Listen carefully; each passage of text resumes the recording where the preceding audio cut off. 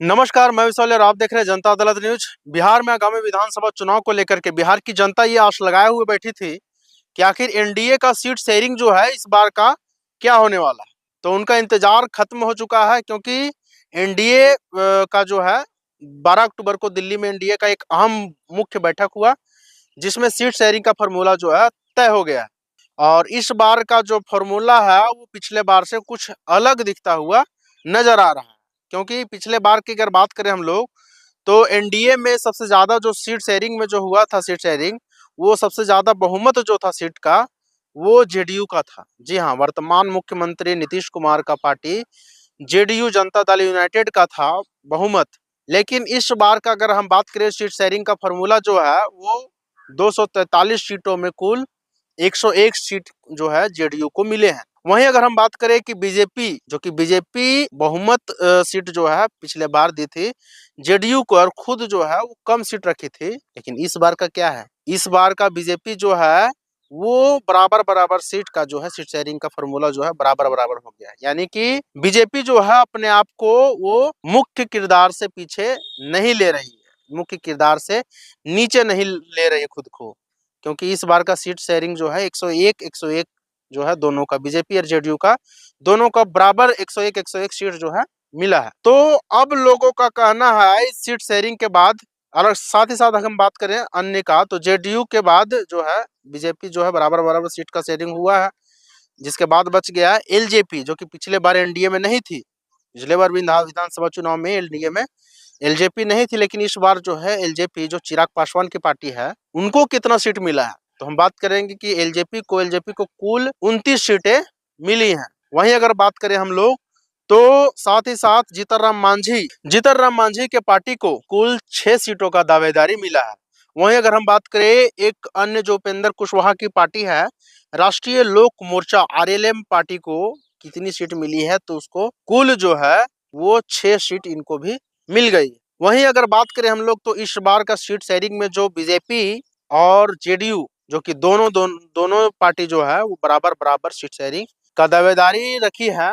लोग यह कहते हुए नजर आ रहे हैं, लोगों का कहना यह है कि इस बार जो है नीतीश कुमार जो वर्तमान मुख्यमंत्री हैं बिहार के, उनको बड़े भाई का किरदार से हटाया जा चुका है, ऐसा लोगों का कहना है। साथ ही साथ ऐसा भी कहते हुए नजर आ रहे हैं कि बीजेपी जो है वो जेडीयू से अपने आप को कम नहीं आंक रही है, क्योंकि पिछली बार की अगर बात करें हम लोग तो बीजेपी का सीट शेयरिंग में बीजेपी बहुमत में नहीं थी, बहुमत वो दी थी जेडीयू को। लेकिन इस बार जो है बराबर बराबर का फॉर्मूला तय हो गया है। तो इसी बात पे लोगों का ये कहना है कि इस बार जो है सीएम की कुर्सी नीतीश कुमार के हाथों से डगमगा रही, यानी कि इस बार जो है कहीं नीतीश कुमार के हाथों से सीएम की कुर्सी न छूट जाए। क्योंकि बहुमत की अगर बात करें हम लोग तो अगर बीजेपी और एलजेपी मिला करके अगर हम बात करें तो कुल 130 सीटें हो जाती है, जो कि बहुमत से ज्यादा होंगी, यानी कि सरकार बनाने के लिए वो काफी है। यानी कि अगर इस बार पिछली बार की अगर हम बात करें तो विधानसभा चुनाव में नीतीश कुमार को इसीलिए मुख्यमंत्री का चेहरा मिला था, क्योंकि सीट कम लाने के बाद भी उनको मुख्यमंत्री का चेहरा मिला था।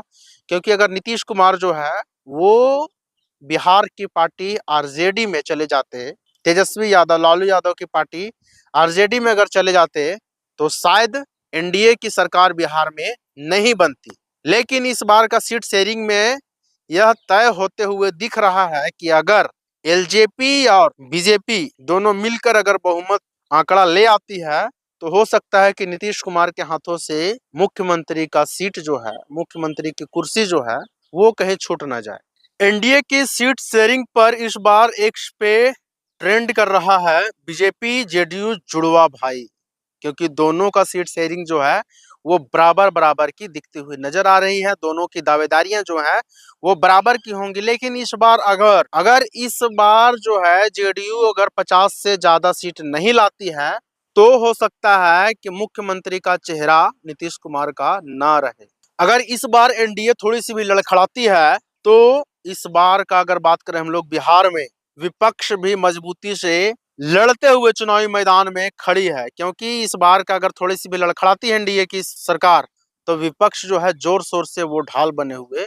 तेजस्वी की पार्टी जो है वो चुनावी मैदान में खुद को मजबूती से पेश कर रही है। हो सकता है कि इंडिया गठबंधन जो है एनडीए के सामने मजबूत हो जाए, यानी कि एनडीए के सामने वो खुद को ऊपर ले आए, यानी कि बिहार में जो है इंडिया गठबंधन की सरकार ना बन जाए। तो इस बार का सीट शेयरिंग में आप लोग देख लिए होंगे कि आखिर आप लोगों का क्या राय है, इसमें आप लोग बताइए। क्योंकि इस बार जो है एक नई पार्टी जोरों शोरों से उभरती हुई नजर आ रही है, जन सुराज पार्टी। जी हाँ, पीके की जन सुराज पार्टी, प्रशांत किशोर की जन सुराज पार्टी, जिसमें बिहार के मुख्य मुख्य चेहरे जो है उसमें नजर आते हुए दिख रहे हैं। हालांकि अगर बात करें, कई लोगों का ये ऐसा भी कहना है कि बिहार में एक तरह से जैसे झारखंड में जेल के एम पार्टी जो है वो कहीं ना कहीं अगर बात करें हम लोग तो बीजेपी को, एनडीए को नुकसान पहुंचाते हुए दिखी।